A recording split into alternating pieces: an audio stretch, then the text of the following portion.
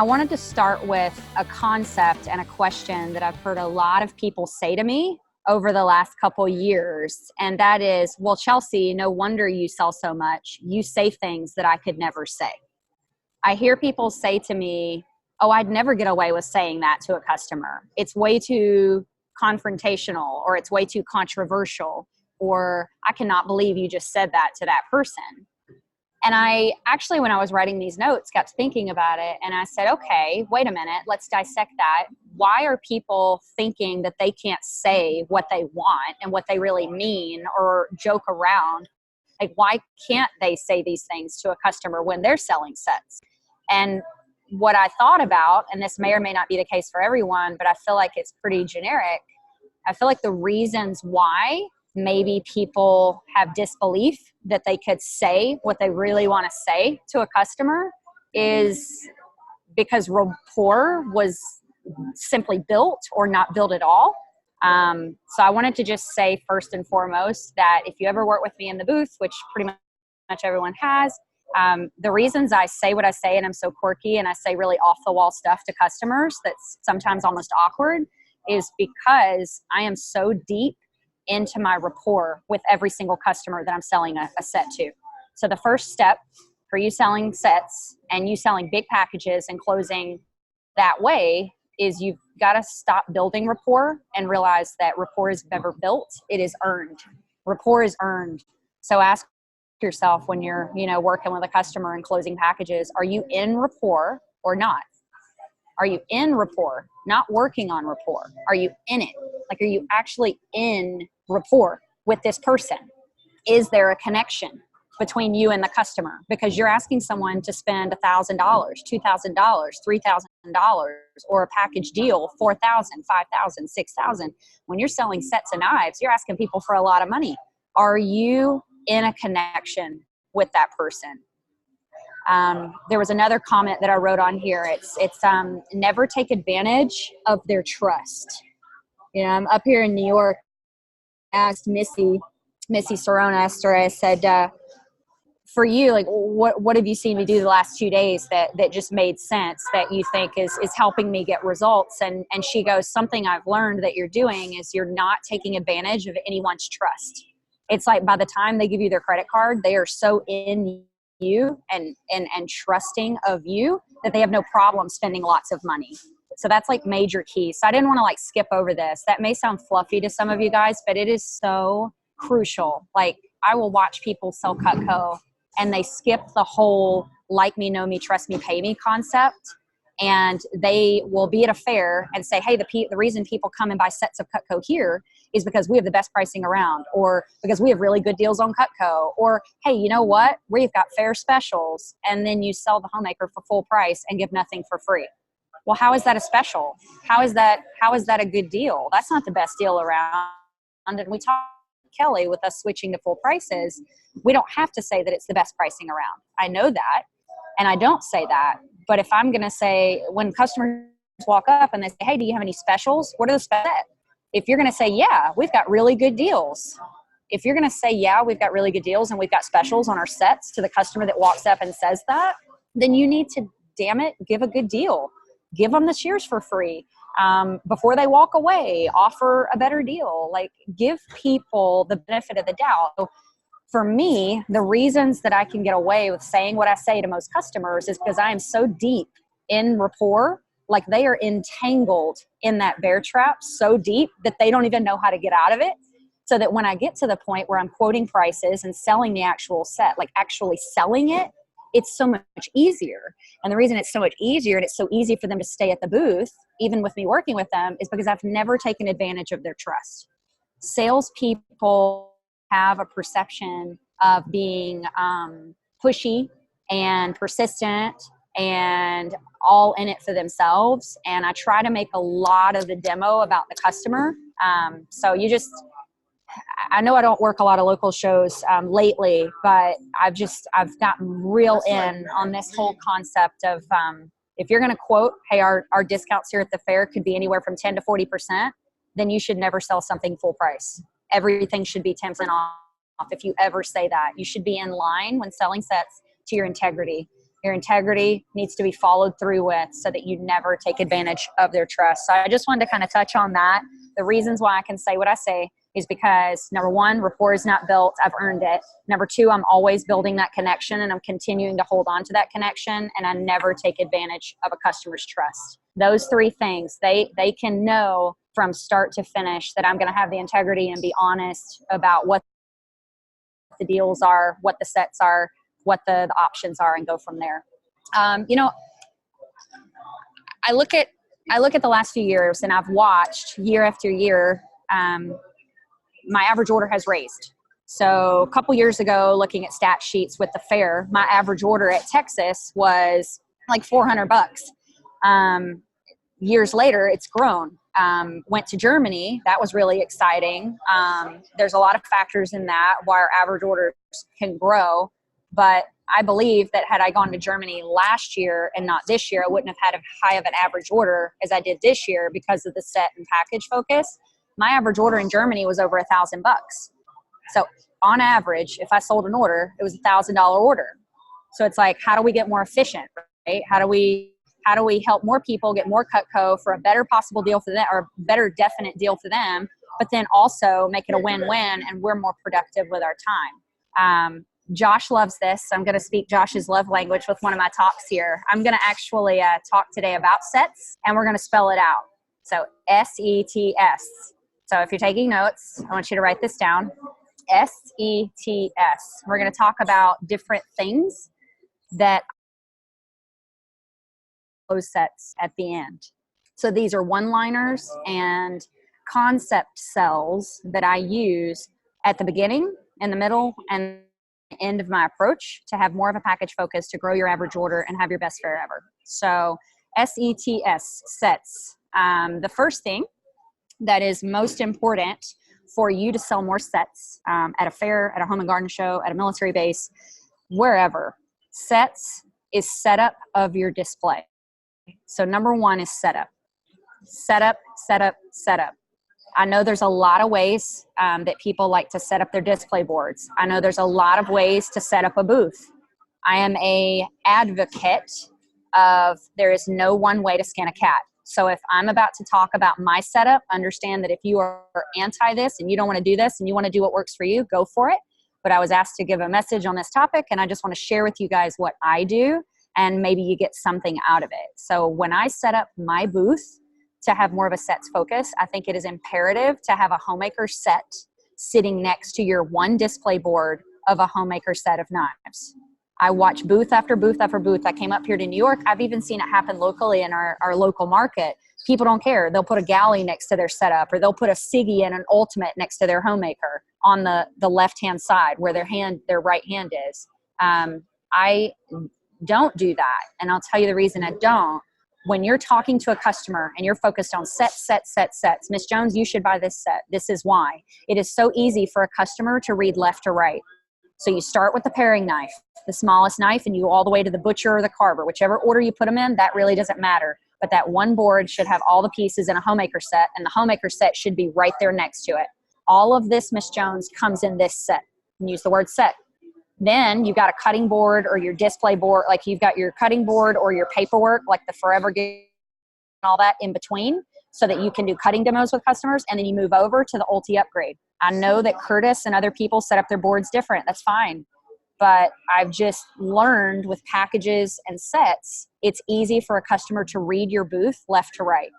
So the next, in my mind, things that make sense for you to sell more sets is to have package deal, or not package deal, Ultimate upgrade, which is, cheese knives, mini Santoku, all the way over to cleaver.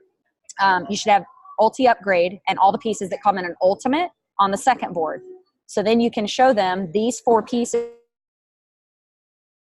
So it builds as they read your booth left to right. They see homemaker, Siggy, Ultimate, then boom, the third board of knives, and this is all about setup so you can sell more sets. The third board should be only specialty knives that they either have to special order, they don't come in a set. I know that there's a lot of people that sell the Santoku trimmer in their Ulti upgrade. I do that a lot too. It's a great way to sell sets. Do I think it should be on your second board? I don't. And the reason why is because that is not the traditional knife that comes in that set. If a customer went online and they wanted to buy an ultimate, that knife does not come in an ultimate. You can customize it in, and that's a great selling point for you closing a set at the end. Take out a knife they wouldn't use, a petite slicer, and put in a Santoku trimmer. But that Santoku trimmer should be on the specialty knives board. So I'm not going to beat a dead horse. Set up your knives the way you want to, but it still should be set focused. If nothing else, your boards should be set up in a way that is easy for the customer to see left to right. This is this set, this is this set, that is that set. It should be easy to read and understand. So the first one, if you want to sell more sets, is have the proper setup of your booth. It needs to be clean, needs to be organized. Make sure your display and knives are lined up in a fast E. E is the second letter. This is quick and easy. We all talk about the forever guarantee, but I think the thing we don't talk about enough when we're selling sets is every day. Every day. And I slow that down and I tell customers, I'm like, listen, Miss Jones, this isn't just a forever set of knives. This is the knife set that's going to be sitting on your counter, used every single day for the rest of your life. Like every day, Miss Jones, these knives will be used by your friends, your family members, you, everyone will use them every single day. So using that everyone will use them every single day. Think about the amount of times you will touch this knife over the course of a week, a month, a lifetime. You're going to have them every day. And if they ever do break, dull, crack, loosen, anything, we replace them for free. I mean, Miss Jones, how many things have you bought in your life that were really expensive and you kind of cringed because you knew it was expensive and you had a little bit of buyer's remorse? And then she tells you, and you have you used 2 to 3 times a day, every day, 365 days a year for 20, 30, 40 years? How many of those things have you touched every single day? And a lot of times they're like, oh, I don't know, not many. So I've really lately in my approaches started hammering when I'm talking about sets, the whole concept of just every day, every person, every day for the rest of your life. I think it's important for us to talk about that because cost per touch, our price is so worth it. I'll repeat that. Cost per touch, our price is so worth it. Cost per touch, our price is so worth it. Okay, T, I love this. One of the things that helps me sell more sets is throughout my approach, I do a lot of the concept of toolboxes and time saving. So I actually want you to write both of those under T. If you're going to sell more Cutco, it's toolboxes and time saving. Toolboxes and time saving. I started using a lot of the toolbox metaphor. And I basically I turn it around kind of on the customer in a good way. They come up to the booth and they say, hey, I'm just looking for one good knife. Somebody unmuted themselves. If you could mute yourself, pretty please. That'd be awesome. Pretty please. They come up and they say, I just want one good knife that'll do everything. And I just turn it around if I want to be set focused. And I just give them one simple analogy. I say, Miss Jones, do you own a toolbox? And they go, well, yeah. Okay, cool. On the wall? Well, yeah.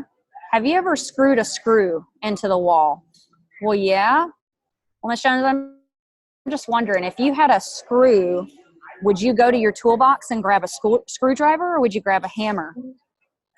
And she goes, well, if I had a screw, I'd probably grab a screwdriver. I'm like, okay, well, would you use a Phillips head or a flat head? And then they get confused if they don't know what that is. And then I joke around with them and tell them. But I explain the concept of having a set of Cutco is a way better deal for them because it's like having a toolbox right there on their kitchen counter that they'll use every day for the rest of their lives. So I use the toolbox example a lot because people relate to it. Miss Jones, if you needed to hang a picture, you're probably just going to hammer a nail into the wall. But if you need to change your tire, you probably need a spare tire and what's a crowbar, not a crowbar. Oh gosh, what's that thing called? A monkey? You guys know what it's called. I don't know what it's called. Roger, change my tires. The point is, if you need the right tool, you have it there. Miss Jones, our sets of knives over here, I know you say you're looking for one knife that'll do everything, but I'm gonna be honest with you, I'd be doing you a disservice if I told you there was one knife that did everything. Frankly, there's not even 3 knives that do everything. But if you'd be open to it, I could show you how having a toolbox on your counter actually saves you tons of time, energy, and makes you more efficient and safer in the kitchen. Are you open to that? And then every time they say, well, sure, show me really fast. Boom, do the demo, cut the leather, cut the penny, show them the prices and the packages. I love talking about the toolbox analogy and how it saves them time to have the right tool for the right job, because they all get it. And when you give them that analogy, anytime they come up and say, I just want one good knife, or I just want a couple pieces, it at least opens the door for you to be able to do a full demo with a customer. Or it opens the door for you to sell an ulti upgrade to the customer that walks up that already has a homemaker and just wants the cheese knife. So I just highly recommend using the toolbox analogy if you're going to be set focused. Okay, S, the last one. S is just saving money. Saving money. So I'm going to show you guys, Kelly asked me to just show you guys a little bit of like role playing of what I do with a customer. So I'm going to pretend you guys are customers, and I'm going to give you one hard example of what I've been doing a lot this year. I always have my, obviously, calculator closed in front of me when I'm quoting prices, but I do the whole demo sets. We talk about packages. We talk about prices. They're given a little pushback. They're just not sure if they want a whole set, and they start kind of backing up, or they start dropping down. Instead of you dropping down immediately or dropping the price or throwing in something else extra for free to close the deal, what you could do is take a second and remind them of how you explained sets save you money.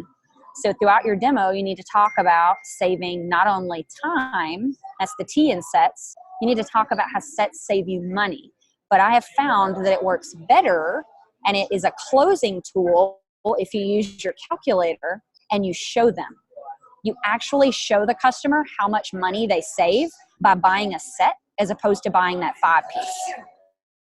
Like, I just need one good knife. You show them that one good knife, because all they're doing is price shopping. And they're like, I want that French chef.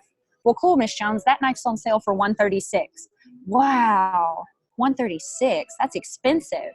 Well, yeah, Miss Jones, but then you remind her of every day, forever, save lots of time. You have a toolbox. If you'd be open to it, I could show you how it would save you a lot of money if you actually just looked at a set. You get to the closing, I'll take a homemaker sale price online right now. Well, actually not online, because we just replaced the prices, but $12.73 is what we're still selling Cutco for up here. You take that times 8 table knives, 10 regular pieces in a block, that's 19 pieces, plus a sharpener and a cutting board, that's 21 pieces. Miss Jones, you could spend $136 on that one knife today, or remember that deal I showed you on the set? Remember how I showed you that it came with those 8 steak knives, it came with all 10 of our everyday favorite pieces, including the piece you really, really wanted. Plus, if you went ahead and got it at the show here today, what I can do for you is throw in the scissors for free. What would you say if I could find a way to get you that French chef and you only spend $60 on that one knife?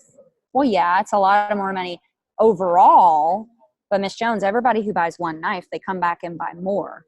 If she still gives pushback, then show her the 5-piece or show her the galley. Show her how every single set is a way better deal. It saves her so much money in the long run.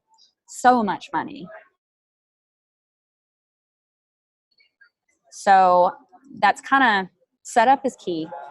I find that people have different ways of setting up, but you got to make sure that you're set focused with the way you set up, however that is. Number 2 is every day. Everyone uses these every day. Number 3 is it's a toolbox, which makes it a time saver for you. Miss Jones, let's find the best toolbox that has all the tools in it that you need. And number 4 is let's save you some money by getting you the best package for your needs. Let me just show you all the packages, and you tell me which one fits your needs the best, and then I'll show you how the fair specials and discounts work. And then you go into closing even further. Other things that I say is the last thing I'll say, because we're kind of running short on time.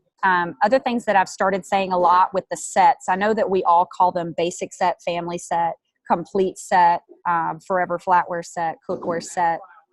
When it comes to the knife sets, for you being set focused, I think it's crucial when you introduce the basic set, the homemaker set, for you to tell people, hey, this is the basic set. It comes with all 10 pieces I just showed you on this board and 8 of our table steak knives. Just so you know, Miss Jones, Jones, the basic set is our #1 best-selling set for the last 70 years. Now, I know some customer or some reps may not want to say that because they're like, well, then everybody's going to buy a homemaker. That's not true. I don't find any less people choosing the Siggy or choosing the Ultimate because you told them the homemaker was the best seller. People know what they want regardless of you saying this line or not. The point of you saying this, though, is the people that were thinking pieces, they get more hyped up about buying a set because that set right there is our #1 best-selling set for the last 70 years. When you talk about the family set, then you transition. You've talked about all the pieces on this board. You move over and you talk about cheese knife, petite santoku, hearty slicer, and shears. Miss Jones, these are the 4 customer favorites. Everything on this side of the table are pieces that customers wrote into Cutco and asked us to make because we didn't make them yet.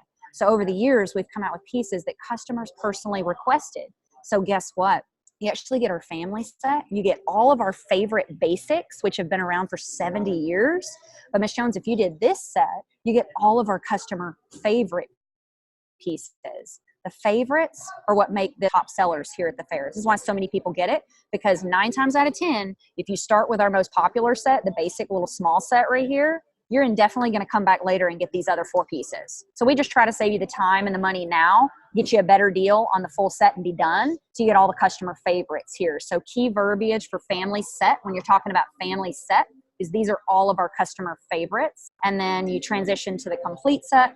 And when you're talking about the complete set, I've started doing just the concept close. I used to in the past, I would break down every knife and every set, and I don't have time to do that anymore with busy shows. So if you want to sell more sets, it's the one and done set. It's a toolbox. Miss Jones, I'm going to be very honest with you. Like most people, this is a concept. You either get it or you don't.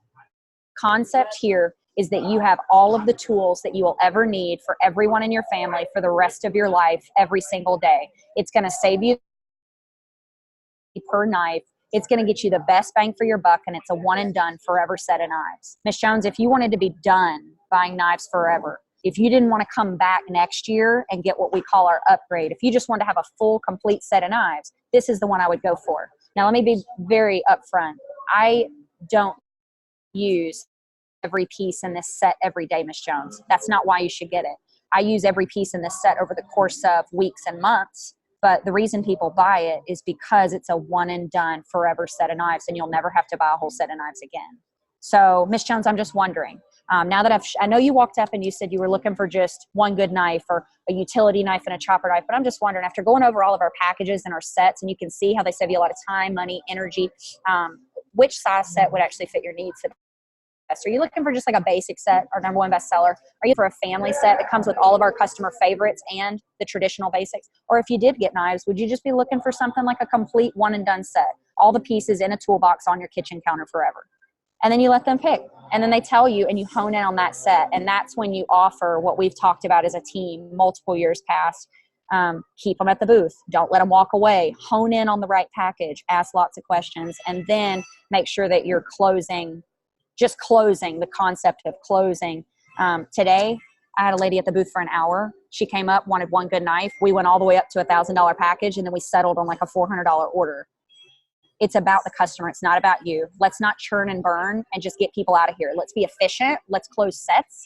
But at the end of the day, this is about them. It's not about us. And I want to like throw that in there. So little all over the place. I love sets. I like selling packages. I like selling all of it. Cookware and flatware too. I didn't really do a flatware cookware talk. This was just sets focused, verbiage you can use to sell more packages, more sets. And all of this works for the cookware and the flatware too. So